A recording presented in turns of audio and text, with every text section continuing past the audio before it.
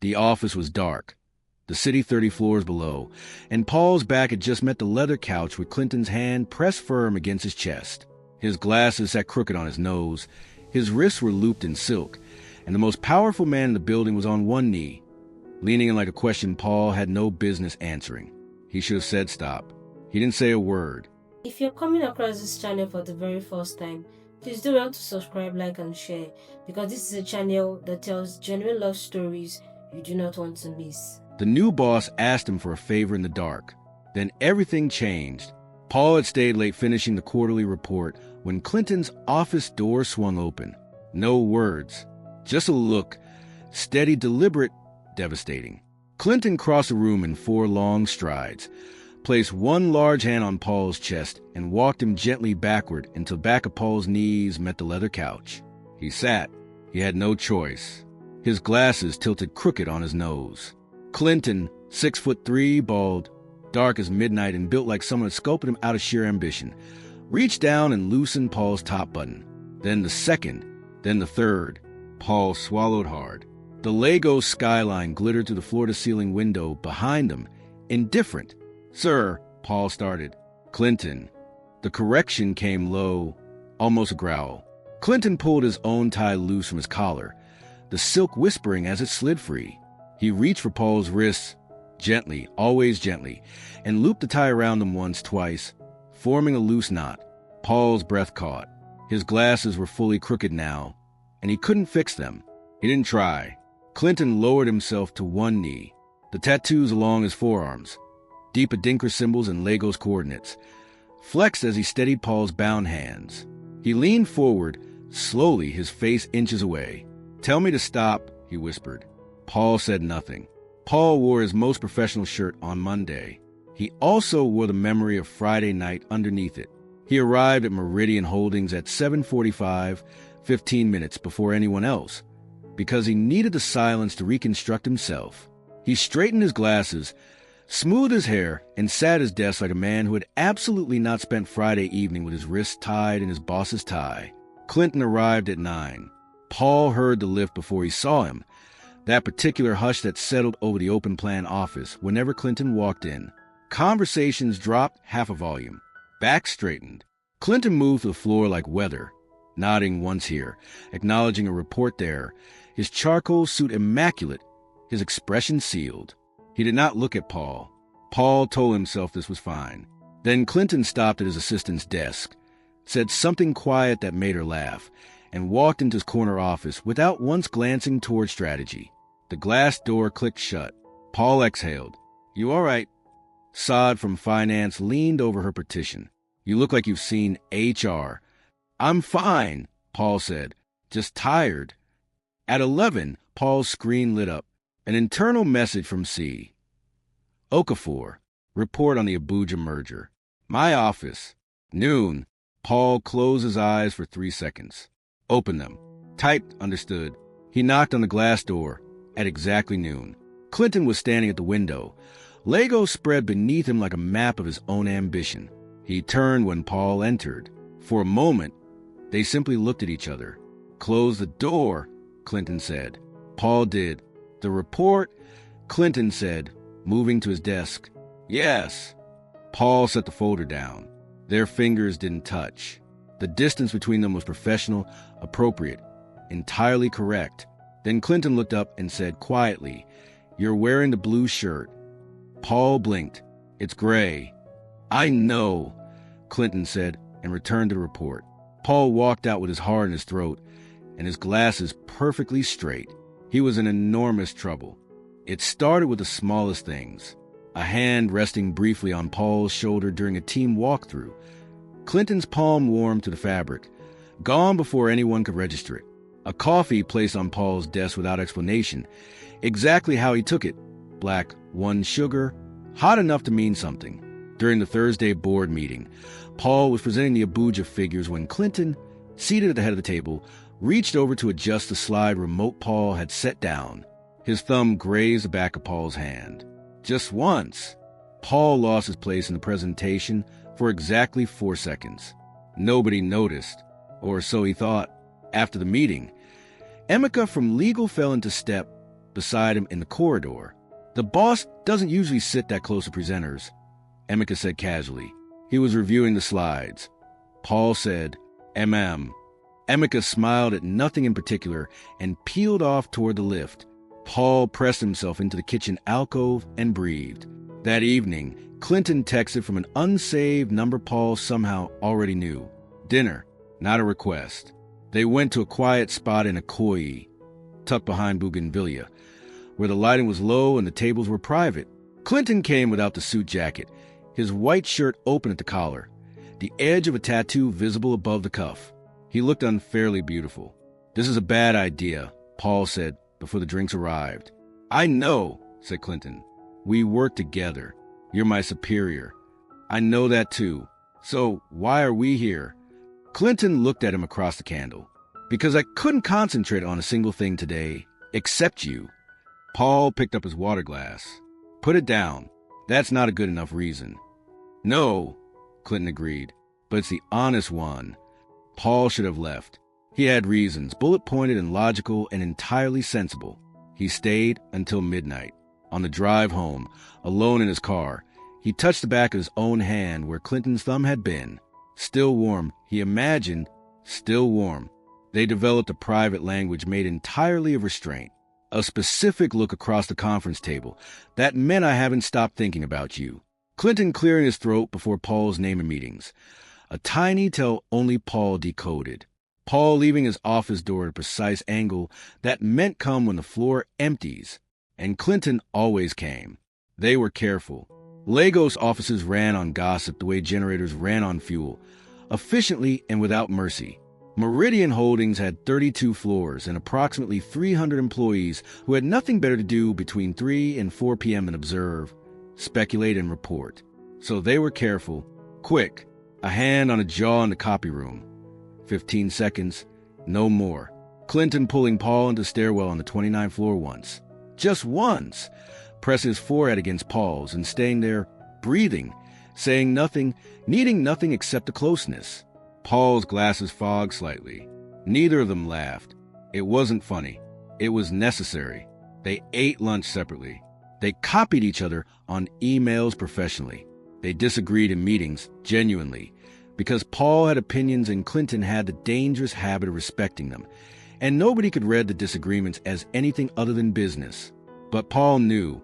He knew by the way Clinton's jaw set when Paul pushed back on a strategy. Not irritation. Something closer to pride. "You're not afraid of me," Clinton said one evening. The office empty around them. "Should I be?" Paul asked. Clinton tilted his head. "Most people are. Most people don't know you wear mismatched socks every Wednesday." Clinton looked down at his ankles. A slow, devastating smile broke across his face. Paul had seen that smile perhaps 4 times. It always did the same thing to his ribcage. "This goes nowhere outside this room," Paul said quietly.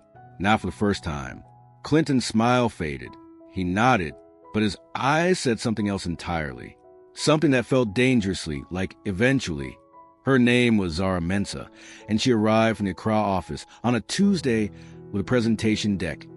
Excellent bone structure and an unmistakable interest in Paul. She was brilliant. Paul could recognize that clearly. She was warm, funny, disarming in meetings, and had the specific kind of laugh that made rooms relax. By Wednesday lunch, she was seated next to Paul in the cafeteria. By Thursday, she was stopping by his desk to ask questions she clearly didn't need answers to. Paul was friendly. Paul was always friendly. It was among his defining characteristics. He could not suddenly become cold because a woman found him pleasant company. But Clinton noticed. Paul felt it before he saw it. A shift in the atmospheric pressure of rooms whenever Zara was near him. Clinton's eyes, usually disciplined and discreet, lingered too long. Not on Zara. On Paul. On the distance between Paul and Zara, and whether that distance was closing. On Friday's project debrief, Zara touched Paul's arm lightly when she laughed at something he said. Across the table, Clinton's pen stopped moving. A pause. Then it started again, but the line he drew was slightly harder than before. That evening, no text came. Paul waited. He tried not to. He made tea, answered emails. told himself that Clinton's silence was professional and appropriate. Then his phone buzzed. My office. Now, Paul arrived to find Clinton standing with his back to the door, jacket off, looking at the city.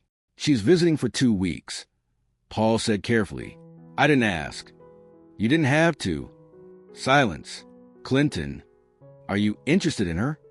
The question came out too quickly, too raw for a man who wore composure, like a second suit. Paul crossed the room, stood beside him. No, he said simply, I'm not.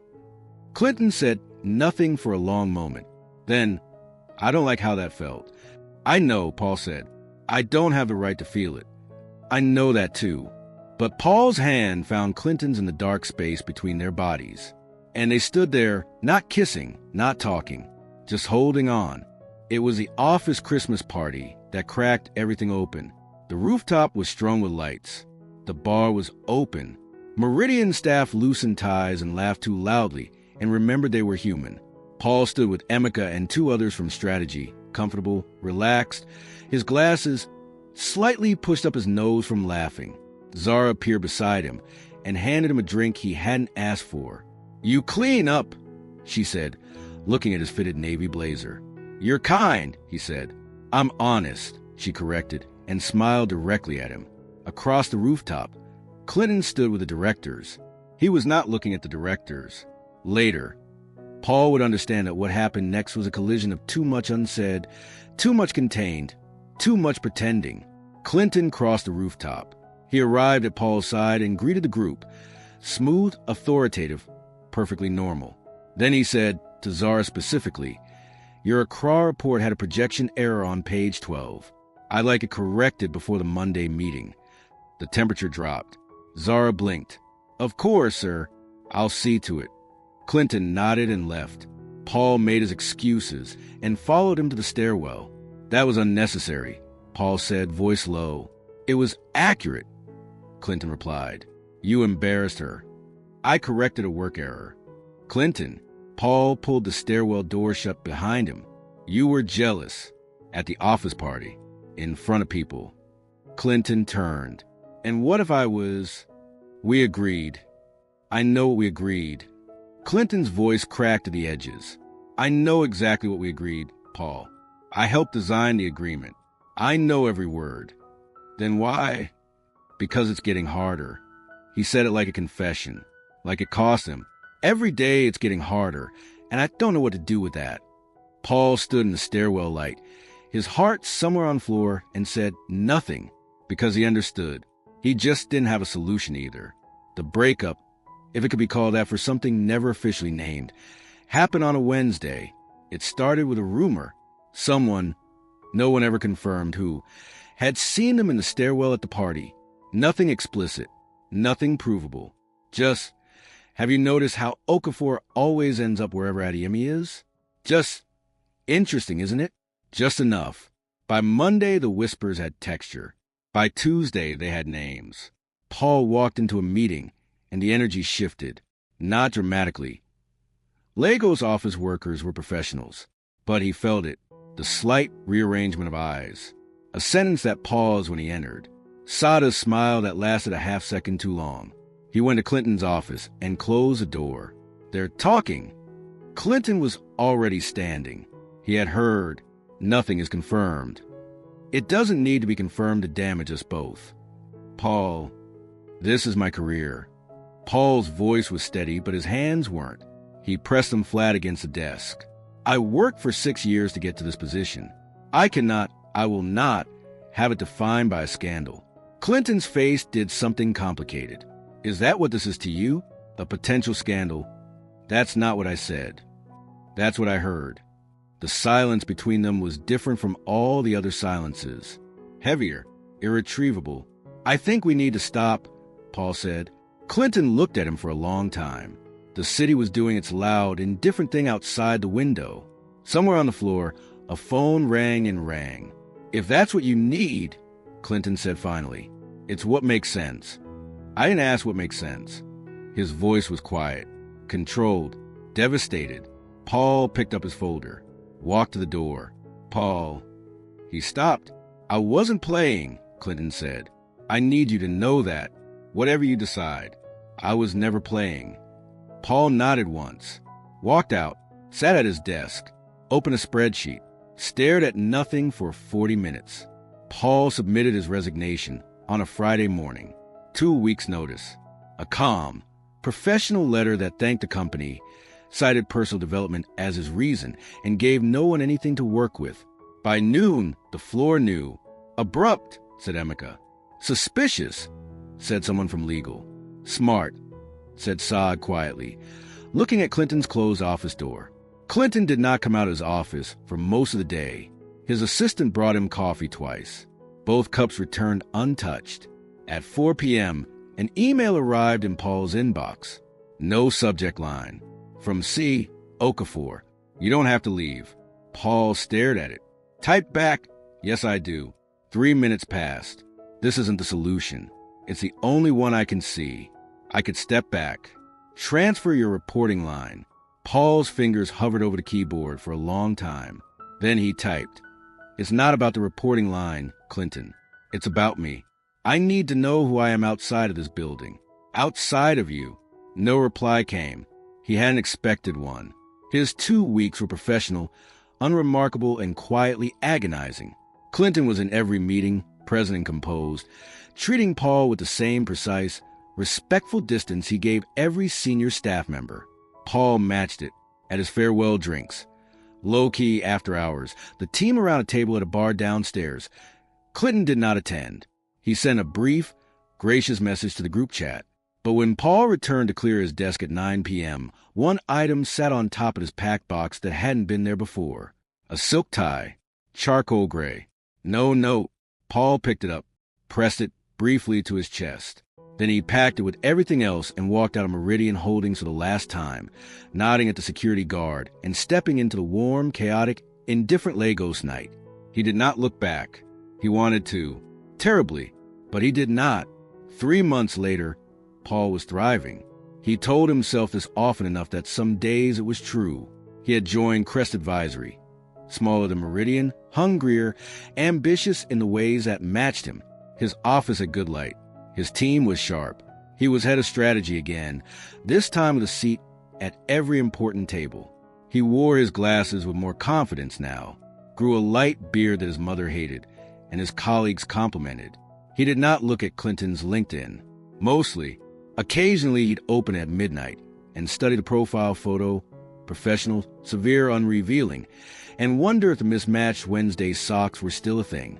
He always closed the app before doing anything foolish. Clinton, from what the Meridian grapevine occasionally delivered, was fine, excellent professionally. A major acquisition had landed. The company's Lagos expansion was ahead of schedule. He had been photographed at an industry gala looking tall and polished and entirely sealed. Paul was fine too. Then the West Africa business summit happened. It was the industry event of the quarter. Both Meridian and Crest were represented. Paul arrived with his new director and a folder of talking points. He networked efficiently. He made the rounds. He was halfway through an excellent chin-chin at the reception when he felt, before he saw, the shift in atmospheric pressure. He turned. Clinton was across the room, in a suit the color of midnight, bald head gleaming under the chandeliers. Eyes already on Paul, as though he had located him the moment he walked in. Paul's director said something. Paul nodded without processing it. Clinton did not approach immediately. He finished his conversation, thanked the person, then crossed the room with that slow, inevitable stride that Paul had never managed to fully evict from his memory. Paul, he said. Clinton.